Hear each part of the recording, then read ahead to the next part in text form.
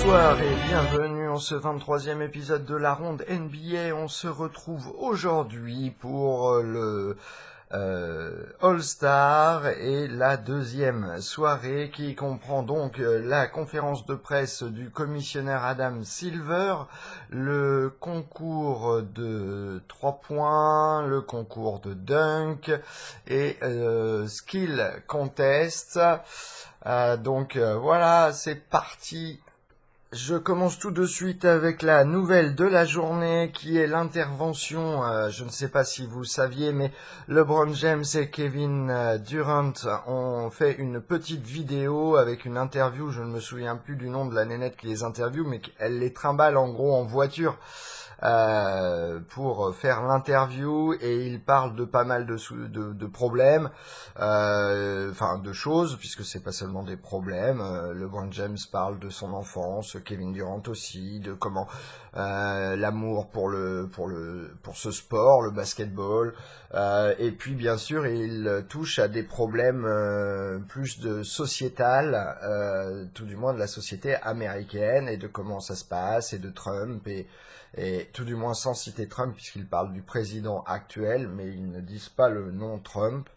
Voilà, et en fait apparemment hier il y a forcément quelqu'un qui a répondu du camp adverse entre guillemets et qui a dit oui bah vous êtes des joueurs de basketball, contentez-vous de dribbler et pas de parler de sujets sociétal qui fâchent.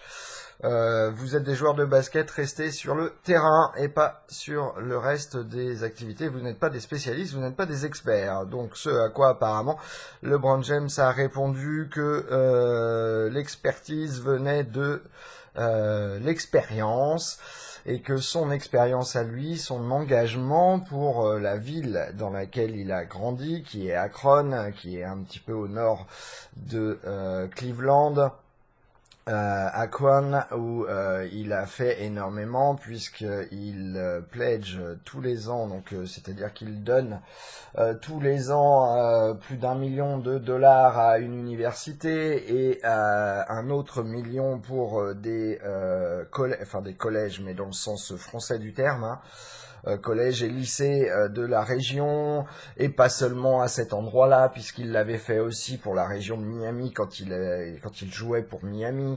Bref, donc en gros, c'est une bataille qui se transforme en bataille politique sur les vues de chacun, sur la société, comment ça se passe. Il faut dire qu'aux États-Unis en ce moment, si vous n'avez pas suivi, on est rendu au 18e shooting, donc c'est-à-dire quelqu'un qui a pris les armes à l'intérieur d'une école depuis septembre, avec à chaque fois forcément un grand nombre de victimes, que ce soit des enfants ou même des personnes adultes tuées et d'autres blessés grièvement. Et c'est vrai que ça émeut en ce moment les États-Unis puisque Trump a invalidé le fait que toute personne atteinte de problèmes psychologiques puissent acquérir des armes. En tout cas, les restrictions qui avaient été posées par Obama là-dessus, en tout cas par l'administration Obama là-dessus, ont été donc annulées il n'y a pas très longtemps, là, dans les jours passés. Et d'ailleurs, je crois que ça a été annulé le jour du dernier massacre d'école qui s'est passé en Floride, et c'est vrai que ça fait un tollé général puisque effectivement le tireur de ce massacre était un jeune garçon de 19 ans je crois, avec des gros problèmes de santé psychologique. En tout cas, c'est comme ça qu'il est décrit. Je vous avoue, je ne connais pas cette personne, ce jeune homme, donc je ne me permettrai pas de juger ni de vous donner plus de choses. Juste, je voulais vous dire ça puisque c'est ce qui s'est passé aujourd'hui en ce qui concerne la NBA. Deuxième chose, il y a donc eu une réunion entre les joueurs, donc l'association des joueurs, la NBPA, National Basketball Player Association, qui représente donc tous les joueurs actifs et tous les joueurs retraités de la ligue. Et puis l'association des arbitres de la Ligue, puisqu'il y a une tension qui est montée cette année entre les deux. Ça se voit sur les terrains, beaucoup d'expulsions, beaucoup de fautes techniques sifflées, une énorme tension du coup entre les deux camps, si on peut dire. Et donc aujourd'hui, ils ont fait une réunion sans la présence de l'administration de la Ligue. Il en ressort qu'il y aura sans doute des sanctions plus dures et plus de sanctions, et que sur les joueurs qui, sur des matchs consécutifs, sont renvoyés, il y aura sans doute des suspensions plus importantes appliquées pour que les joueurs prennent conscience que les arbitres ne sont certainement pas leurs ennemis, mais qu'ils ne font qu'appliquer les règles du jeu. Le premier point abordé par Adam Silver concerne le nouveau format du match du All-Star, puisque d'habitude il s'agissait simplement d'un match entre les équipes, entre les joueurs, sélectionnés pour la conférence Ouest et les joueurs sélectionnés pour la conférence Est, et que cette année, bien qu'on reste dans un format comme celui-là pour la sélection, les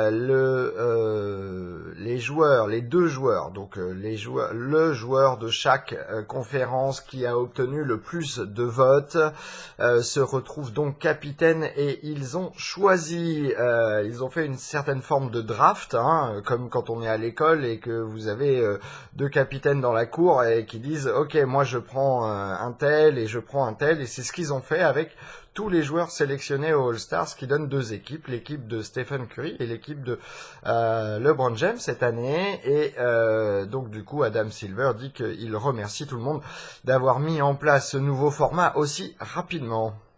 Le deuxième point abordé est les nouvelles technologies et l'évolution du sport, ou tout du moins de la ligue NBA, et donc comment amener grâce aux nouvelles technologies de nouvelles expériences pour les fans, avec ce qu'il appelle la mix réalité, c'est-à-dire non pas seulement une réalité virtuelle ou une réalité tout court, mais un mélange entre les deux pour que les fans, puisqu'ils estiment qu'il y a 1 milliard de fans de la NBA dans le monde, et forcément il n'y a pas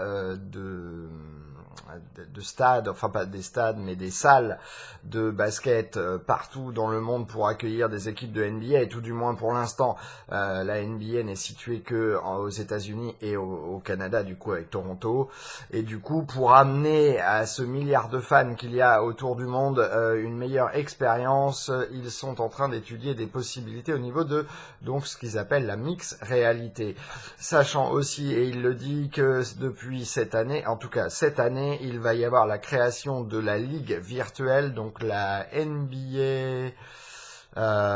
C'est lié avec le jeu 2K, et du coup il y a une ligue de jeux virtuels qui se crée vis-à-vis du basket, et qui sera du coup une ligue officielle.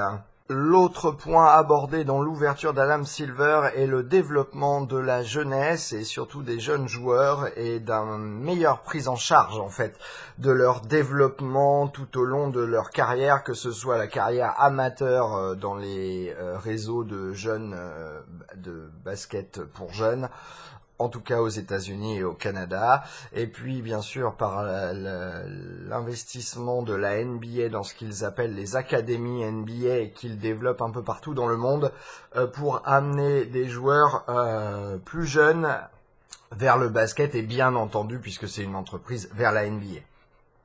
La première question posée concerne l'âge limite pour entrer dans la NBA, et Adam Silver dit que pour l'instant il n'y aura pas de changement. Il y a des discussions en cours avec la NCAA, et qu'il y a une réelle concertation mise en place avec la NBA, la G-League, la NCAA, pour savoir et pour comparer des données sur le succès d'avoir un gamin qui entre à 18 ans ou à 19 ans, ou peut-être même à 20 ans dans la ligue. Et donc pour l'instant il ne se prononce pas, puisqu'il donne juste des faits. La deuxième question porte bien entendu sur la réunion entre les joueurs et les arbitres, et Adam Silver botte en touche en disant que c'est une bonne chose qu'il y ait déjà des discussions, mais que pour la Ligue, il n'y a pas d'aberration cette année, il n'y a pas plus de fautes techniques sifflées ou d'éjections que les années précédentes, en tout cas pas dans une forme d'aberration, c'est-à-dire excessive augmentation comparée aux années précédentes. Donc franchement, il a botté en touche en disant c'est plutôt une bonne chose qu'ils se réunissent.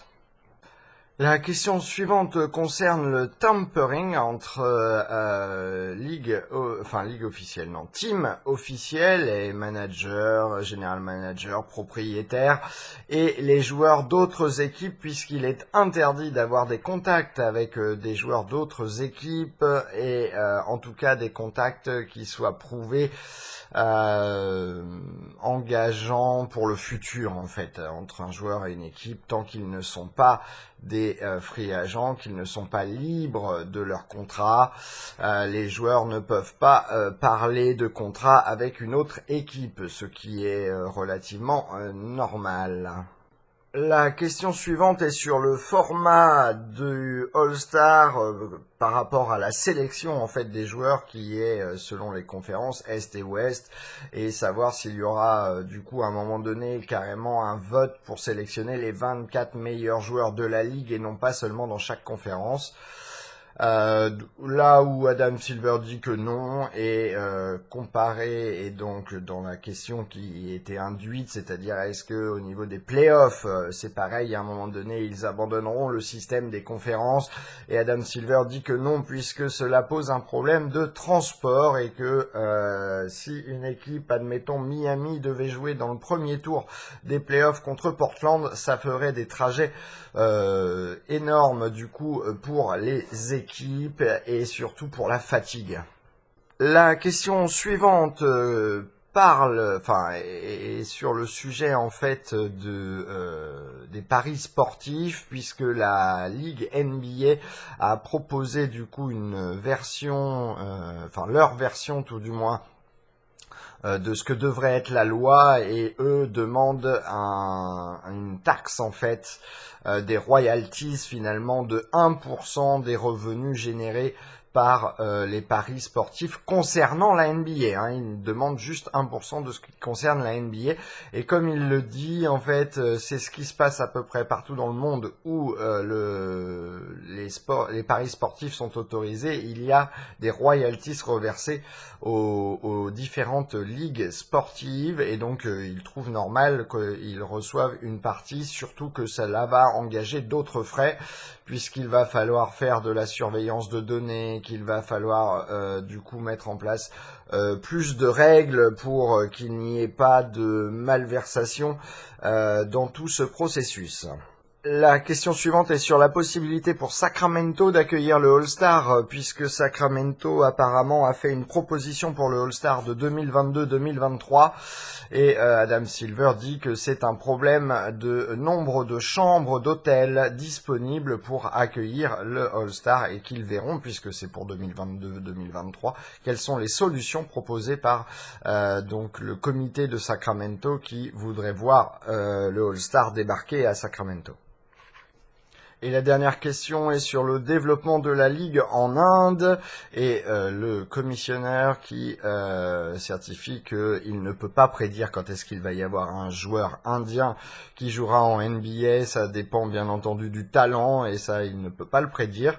Par contre, ce qu'il dit, c'est que le développement, la création d'une académie en Inde, de plusieurs d'ailleurs sans doute à venir, et le développement d'une ligue de basketball en Inde sont des choses primordiales pour qu'il puisse y avoir des talents indiens qui débarquent dans une équipe NBA. Et c'est parti pour les événements de la soirée. On commence tout de suite par le Skills Challenge, avec donc Al Horford, Joel Embiid, donc Al Horford pour les Boston Celtics, Joel Embiid pour les Philadelphia Sixers, Larry Markkanen pour les Chicago Bulls, André Drummond des Détroit Pistons, Spencer Dinwiddie pour les Brooklyn Nets, Buddy Hield pour les Sacramento Kings, Jamal Murray pour les Denver Nuggets, Lou Williams pour les Los Angeles Clippers. Donc vous l'aurez remarqué, dans cette liste, il y a 4 gardes, 4 meneurs ou arrières et 4 grands joueurs, donc piliers ou intérieurs. Le parcours sur les parquets, alors on part d'un bout du terrain en dribblant à travers des espèces de mannequins, voilà, parcours de dribble, puis il faut réaliser une passe dans un rond. En gros, ça ressemble à un gros pneu. Puis il faut retraverser le terrain dans l'autre sens pour aller marquer un panier à 2 points, quel qu'il soit. Et puis il faut retraverser le terrain dans l'autre sens pour aller shooter un panier à 3 points. Et donc le tout est chronométré. Et voilà, c'est parti. Et dans le premier tour de la compétition, c'est une confrontation entre Joel Embiid et Al Horford qui commence.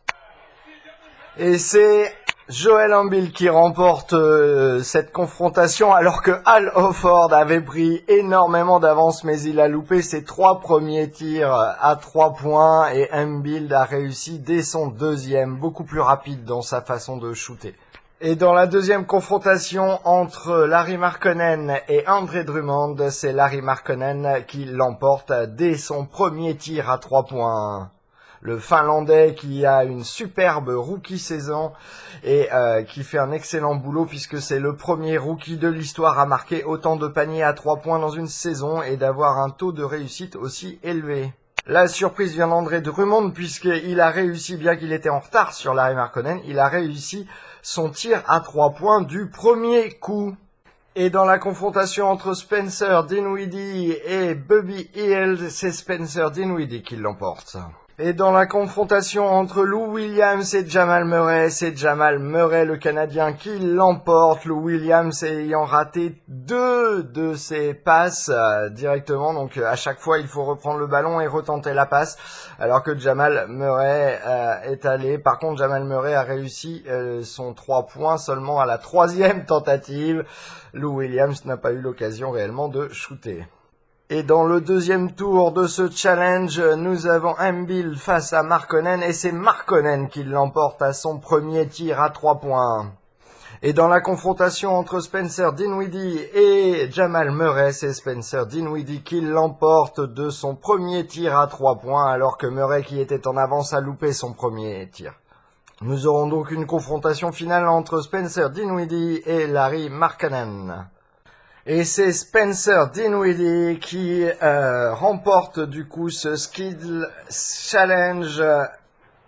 Passons tout de suite au concours de 3 points avec la présentation des joueurs. Tobias Harris des Los Angeles Clippers, Wayne Ellington des Miami Heat, Paul George de Oklahoma City Thunder, Devin Booker des Phoenix Suns, Kyle Lowry des Toronto Raptors, Bradley Beal des Washington Wizards, Klay Thompson des Golden State Warriors et le champion de l'année passée, Eric Gordon des Houston Rockets. Le premier à s'élancer est Tobias Harris, qui a marqué 123 paniers à 3 points cette saison avec un taux de réussite de 40%. Et il a marqué 18 points. Alors, j'explique un petit peu comment ça fonctionne. Il y a 5 racks de 5 ballons disposés tout autour de la ligne de 5 points. Donc, un rack à chaque corner, à chaque coin, puis un juste en face du panier et 2 qui sont légèrement externes. Du coup, il y a à chaque fois 5 ballons. Sur ces 5 ballons, il y a un ballon bonus qui compte 2 points. Donc, on ne compte pas les 3 points dans le sens où on compte pas 3 points à chaque ballon. On compte 1 point à chaque ballon et 2 points pour les ballons bonus. Et donc, il y a un rack où il n'y a que des ballons bonus, donc 5 ballons bonus. Et là, en l'occurrence, Tobias Harris a réussi 18 sur un maximum possible de de 34 points. Le suivant à se présenter est Wayne Ellington des Miami Heat qui a marqué cette saison, 168 paniers à 3 points. C'est le meilleur de la conférence Est en nombre de paniers à 3 points marqués pour le moment. Et il termine avec 17 points, soit un de moins que Tobias Harris. Et le troisième à se présenter est Paul George qui cette saison a marqué quant à lui 187 paniers à 3 points, deuxième de la NBA. Et il n'inscrit que 9 points et pour vous dire il a terminé fort puisqu'il a inscrit les 5 ballons de son dernier rack, c'est-à-dire 6 points sur le dernier rack sur les 9 inscrits. Et Devin Booker des Phoenix Suns, le concurrent suivant, qui réussit un résultat de 17 points. Le candidat suivant est Kyle Lowry. Et il termine avec seulement 11 points pour sa troisième participation. Kyle Lowry ne fait pas mieux que pour les autres. Il sera éliminé dès le premier tour. Et le prochain concurrent est Bradley Beal. Et il termine avec 15 points. Le candidat suivant est Klay Thompson qui réussit un score de 19. Et le dernier à se présenter est Eric Gordon et il ne réussit qu'un total de 12 points. Il était le champion l'année dernière, il ne sera pas au second tour cette année. Passons au second tour et Tobias Harris qui se présente et qui réalise un score de 17. Et Devin Booker qui prend la place derrière et qui inscrit 28 points. Le premier ce soir a dépassé les 20 points, mais surtout une superbe série de shoots, de tirs réussis. C'était vraiment très impressionnant. Sur 34 points possibles, rendez-vous compte, c'est vraiment un niveau d'élite de tir de 3 points qui est vraiment impressionnant, comme je disais. Et donc il termine avec 25 points en ce qui concerne Klay Thompson, le dernier participant de ces finales. Et du coup c'est Devin Booker qui l'emporte dans ce concours de 3 points avec un très haut score, ce qui fait plaisir d'ailleurs. Que ce ne soit pas encore un Golden State ou un Houston qui l'emporte, c'est très très bien. Passons au concours de dunk avec le premier candidat, Donovan Mitchell, appelé au dernier moment pour remplacer Aaron Gordon blessé. Et Donovan Mitchell qui apporte un deuxième panier de basket et qui lance le ballon sur donc la planche de ce deuxième panier et va dunker dans le panier principal du terrain. Un très beau dunk qui place la barre très haut pour ce début de concours. Donovan Mitchell qui réalise un score de 48 points. Second concurrent Victor Oladipo qui va louper les 3 tentatives qu'il a le droit d'exercer. Et il est accordé tout de même un score de 31 points. Et le prochain concurrent est Dennis Smith Jr. qui réussit un dunk renversé avec dumbbell pump et un score de 38 points. 39 points du coup. Apparemment, il y a eu une petite correction entre les deux. Le dernier concurrent est Larry Nance Jr. des Cleveland Cavaliers et qui réalise un dunk en anthologique puisque c'est une référence au dunk qui a permis à son père de remporter le tout premier dunk contest, le premier concours de dunk de NBA en 1984. Et donc là, il réalise un score de 44 points. Deuxième tour, Victor Oladipo qui réussit son dunk à la deuxième tentative avec un masque de Black Panther et il réussit un score de 40 points. Dennis Smith Jr. qui réussit son dunk à la troisième tentative mais qui réussit un magnifique dunk où il passe le ballon entre ses jambes avec la main droite et va dunker en se retournant de la main gauche. Au total, il reçoit 50 points.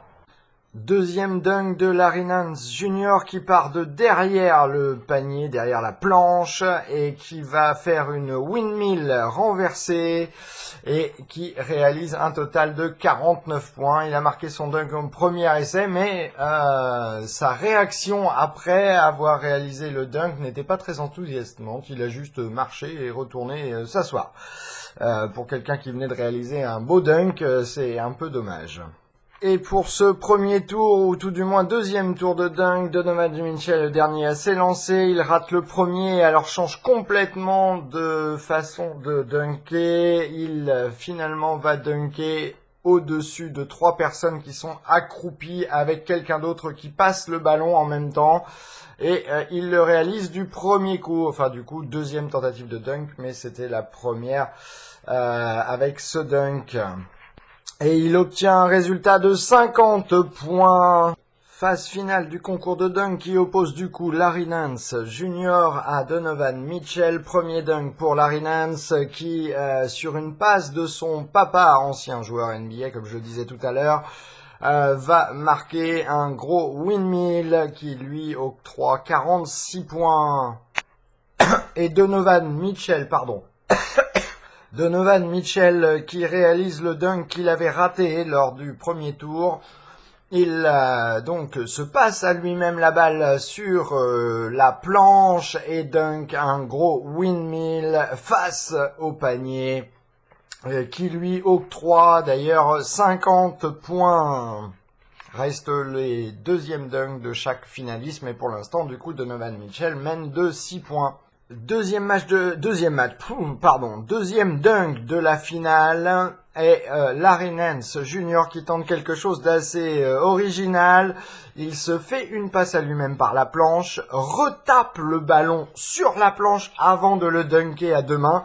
Un dunk très original, très minimaliste du coup, mais très original. Et qui lui vaut 50 points d'ailleurs. Et Donovan Mitchell qui termine sur une commémoration d'un dunk de Vince Carter, le 360 degrés windmill, et qui lui octroie 48 points. Et donc Donovan Mitchell remporte le concours de dunk 2018. Voilà, c'en est terminé du coup pour la soirée du samedi soir du All-Star NBA. On se retrouve demain soir pour le match du All-Star opposant l'équipe